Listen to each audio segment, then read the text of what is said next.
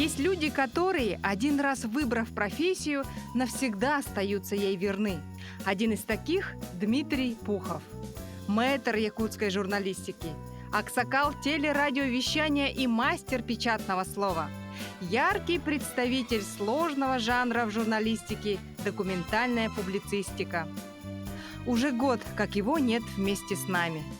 В октябре он отметил бы 90-летний юбилей.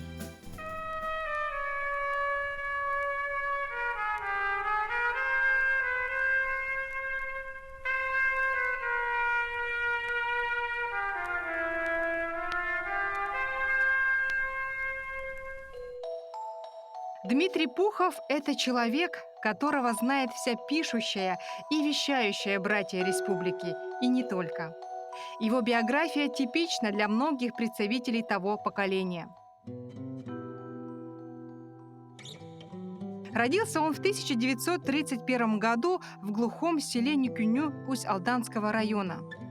Мама умерла, когда мне 3 года, отец, когда 5 лет, я произносил ей слово «мать», «мама» и «папа». Я чисто не помню. Мальчика на воспитание взял старший брат матери и привез в село Танда Усть-Алданского района. Здесь он пошел в школу, но через 2 года началась война. Так мальчик вновь остался один.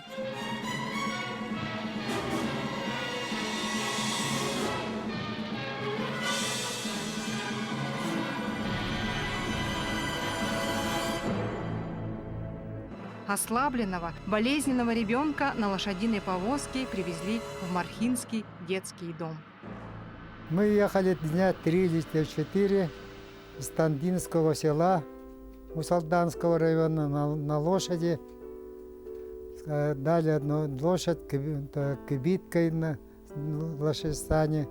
И один колхозник. Конечно, я никого не помню. И вот последняя ночевка у нас была в селе Соттенце. И оттуда через Кангаласа, Тулагина, так, ехали вот сюда. И я помню, мы вечером уже в темноте так, добрались до детдома. В ноябре 1941 года вышло постановление Сталина, согласно которому каждый сирота войны брался на учет государства. В результате к январю 1942 года только в Якутии 1513 детей-сирот было устроено в детские дома. Попал в этот список и Дмитрий Пухов. Нам в 4 года каждый вечер белой большой кружке кипяченое натуральное молоко давали. Натуральное молоко. И каждый день 2 раза медсестра сперва ходила за нами, потом мы за ней стали ходить, рыбий жир. И это в годы войны. Дмитрий Ильич потом часто рассказывал, что такое усиленное питание действительно помогло. Став взрослым, он практически не болел. А здание того самого детского дома до сих пор существует. Сегодня там проживают сотрудники полиции. Получается, продолжает быть домом государственным. У нас в группе работала Зинаида Михайловна Болотина, тетя Зина. Здоровая, русская женщина в годах, но она еще в этом детдоме, коммунистическом детдоме работала, говорят, до революции даже. И всегда на какой-то тулупе, валенках. И утром, по-моему, 7 часов она заходила в нашу комнату большую и как-то дудила. Ду-ду. Попутка, да? Он стоит, и сразу она узнавала, как мы просыпаемся, узнавала, почему ты плохо спал. Она уже по виду. И все сушили валенки около печки. Да, и в свое время сразу чьи валенки сгорели. Да, кто-то слишком близко. Там, Да. Ну, если сгорели валенки, другие давали. Это тоже, чтобы в школу ходили и так далее. Очень такая заботливая, и все за ней ходили, тетя Зина, и все его помнят.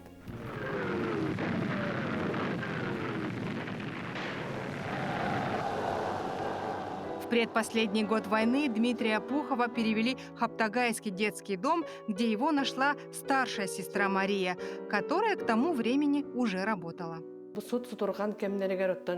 В эти тяжелые времена маме и дяде, к сожалению, пришлось разделиться. Уже позже дядя, повзрослев и став образованным человеком, постоянно помогал нам. А семья у нас большая. Мама растила 9 детей. Дядя сыграл огромнейшую роль в нашем становлении и всегда болел за то, чтобы мы выросли культурными и образованными людьми. Мы все очень им гордимся, искренне почитаем и всегда безмерно ему благодарны. О своем детдомовском детстве Дмитрий Ильич написал книгу воспоминаний. А вообще в его творческом активе десятки книг, в которых он в соавторстве с Иваном Борисовым воссоздал историю республики. Эти книги – объемная и по-настоящему исследовательская работа. А с ним вместе было много книг. Ну, я посчитал, вот тут где-то около 50 книг. Вот то, что он был и редактором, и автором, и так далее, и так далее. Ну, эта книга я тоже участник. Я у него был редактором. Самая последняя его работа была о профессоре, докторе педагогических наук Викторе Федоровиче Афанасьеве. Это была последняя книга. Да, Первую книгу вы помните?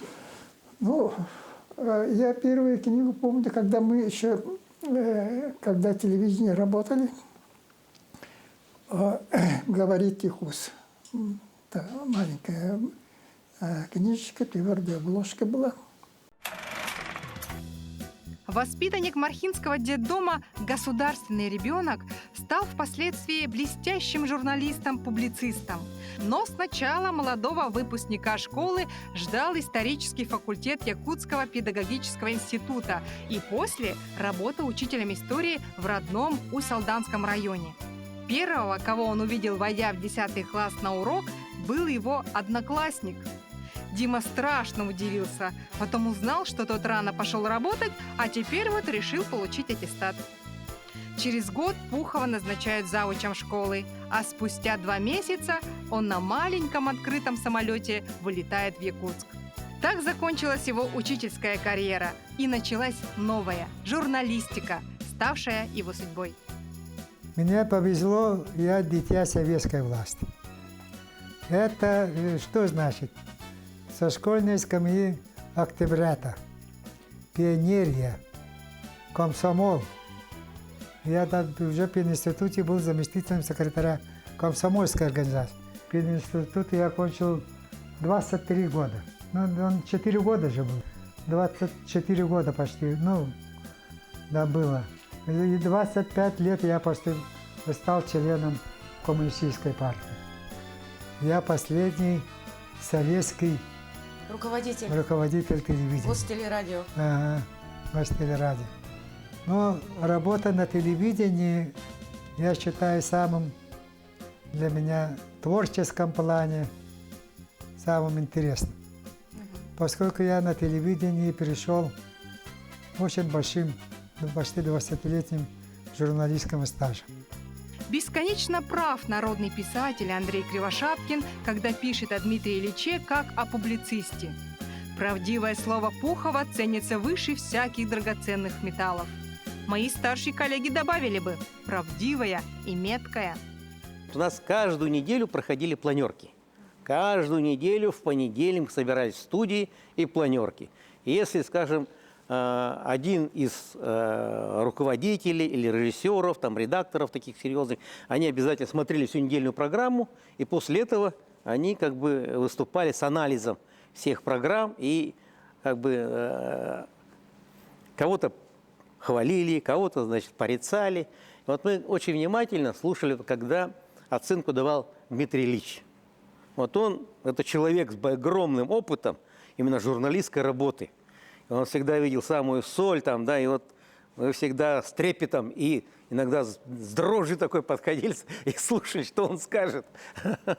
Вы знаете, мы его очень боялись, какое-то слово такое не очень. Мы его настолько уважали, да, что очень трепетно относились вообще ко всем его высказываниям, потому что когда он сильно рассердится на кого-то, он всегда говорил «уволю». Но я не помню ни одного случая, чтобы он или уволил, или он, наоборот, очень помогал молодым журналистам, которые давно работали. Он очень понимал, что это большой труд. Мы – дети Ильича. Так в шутку называли себя телевизионщики в 70-х, 80-х годах, теперь уже минувшего столетия. Понятно, что это выражение не имело никакого отношения к вождю мирового пролетариата. Оно относилось к Дмитрию Пухову. Добрейшей души человек был. Я знаю, что, вот, например, как-то я поехала, он отправил меня учиться в Москву, высшие курсы в Москве.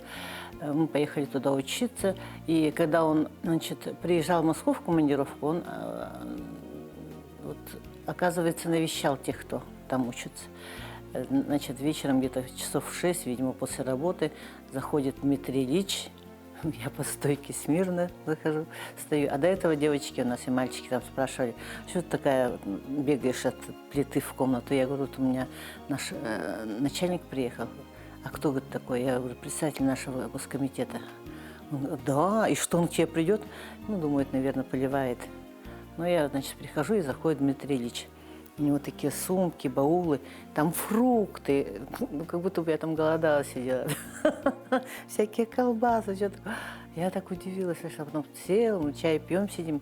Как вы там здесь, не обижают ли, что там, какие требования, что там, полезно ли вообще это учеба, нужно ли это. Вот все досконально спросил. А ребята все стучатся и заходят. Им очень интересно было посмотреть на Дмитрия Ильича. А Дмитрий Ильич был высокого роста, такой импозантный мужчина. Заходят, и он говорит, проходите, садитесь. Видимо, им тоже интересно было. А они там у нас то грузины зайдут, то там узбеки, то девочки с России. И заходят, садятся. В итоге у нас получилось человек 10, наверное, за столом. Все чай пьют, все разговаривают.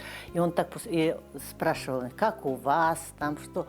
Такая беседа. Мы сидели, наверное, часа 3 или 4. Время так незаметно прошло. Потом попрощался, проводили. Они говорят, надо же, какие у вас, говорит, руководители. Наш-то с нами поздоровается, и то спасибо. Говорит. А здесь приходит человек, мало того, что еще, смотри, сколько угощения принес. Говорит, все наелись, и, там, значит, и говорят, ну, говорит, бесподобный, говорит, у вас руководитель, вы, говорит, его берегите. Я считаю, это были годы, да, работы профессионалов, журналистов, творческого роста. Мы заставляли журналистов учиться обязательно в Москве. Учились здесь, проходили аттестации. Радиожурналисты в то время освоили самые сложнейшие жанры радиовещания. Радиоочерки, радиорассказы, радиоспектакли. 16 лет жизни Дмитрия Ильича было связано с нашим телевидением и радиовещанием. А в 1991 году в его судьбе случились драматические события, которые круто изменили его жизнь. Ну, случился путч. 3 дня вот таких черных августовских дня. Я сейчас их пытаюсь осмыслить. И свое, так сказать, поведение я не жалею о том, потому что ни о чем. Нет, я жалею только о Дмитрии Ильиче Пухове, потому что тогда по отношению к нему мы поступили неправильно и неправильно. Несколько журналистов в те 3 дня буквально захватили власть в свои руки и выходили в эфир без всякой цензуры. Тогда же все цензурировалось. Существовало целое управление по охране гостайн, и ни одна статья, ни одна передача не выходила в эфир без визы этого грозного ведомства. Ну, так вот 3 дня мы поцарствовали, вот, и потом у Дмитрия Ильича начались катастрофические неприятности.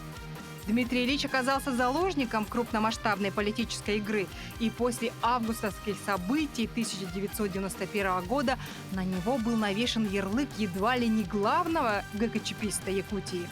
Хотя в те короткие 3 дня путча никаких приказов или инструкций в поддержку ГКЧП он не издавал. Более того, не препятствовал выходу в эфир материалов, которые осуждали путч. А Дмитрия Ильича потребовали выхода из Ревкома бюро КПСС, но Пухов был непоколебим. Короче говоря, было общее собрание, наезды на Дмитрия Ильича, выражение ему недоверия.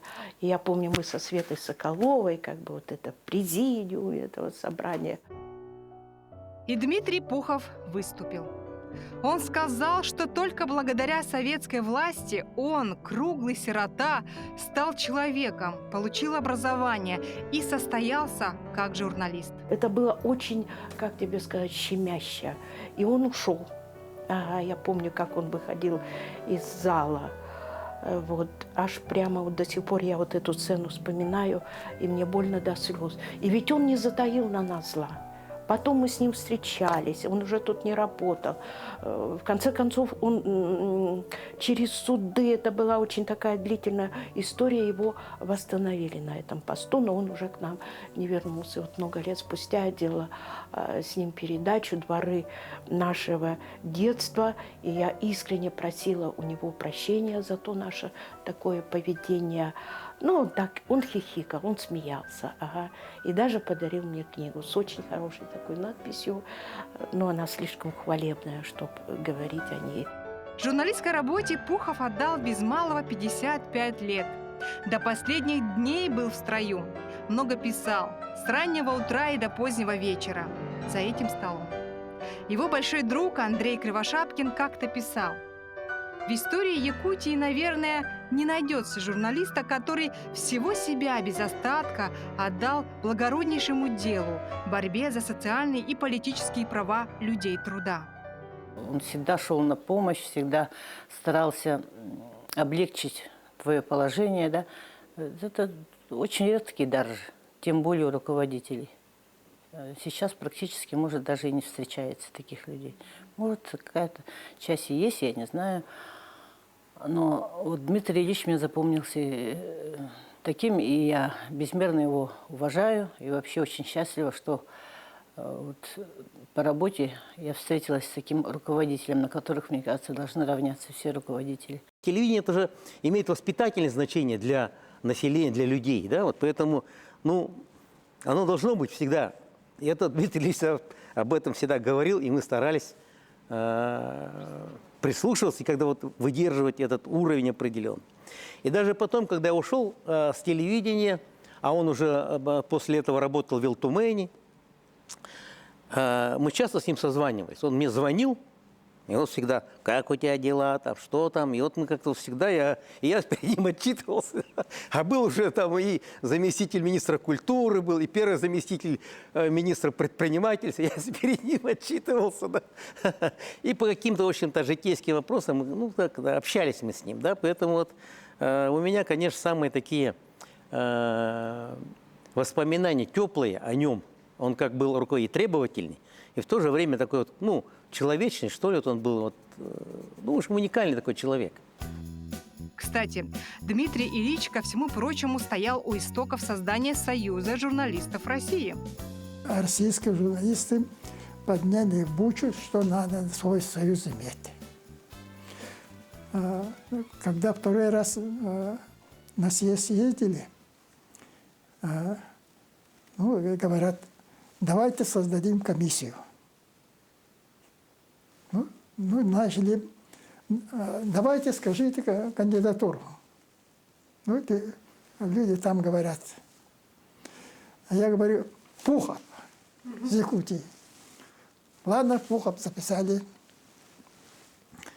Потом разошлись по домам, как говорится. Потом Союз журналистов мне: а где Пухов? Пусть приезжает. Сейчас документы Союза журналистов России составляют. Дмитрий Ильич говорит: давай езжай в Москву. Он целый месяц жил гостиница «Москва», занимался вот с этими московскими или еще какими-то региональными товарищами составлением документов Союза журналистов России. И состоялся первый съезд. И тогда мы приняли. И наши делегации тоже там подписали составление вот этого Союза журналистов России. И так что Дмитрий Ильич в этом деле принял самое активное участие.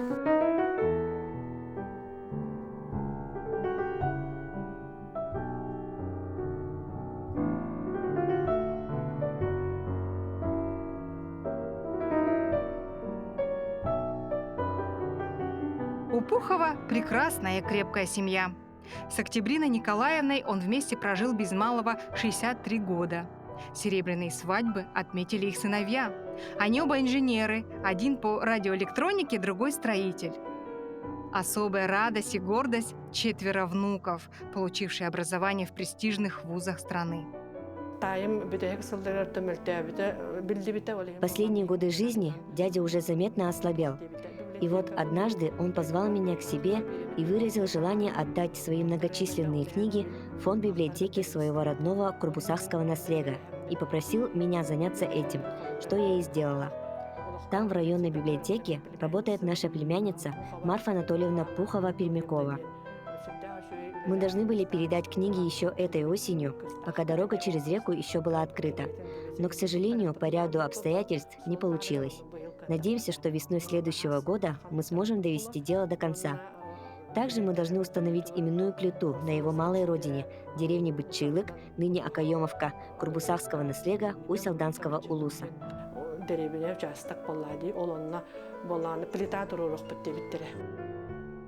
Пухов – это целая эпоха на якутском телевидении и в журналистике в целом.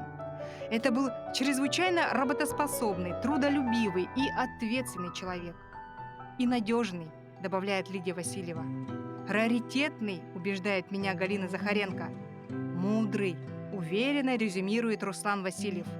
А Иван Васильевич Борисов подчеркивает, что Пухов, кроме всего, был большим психологом.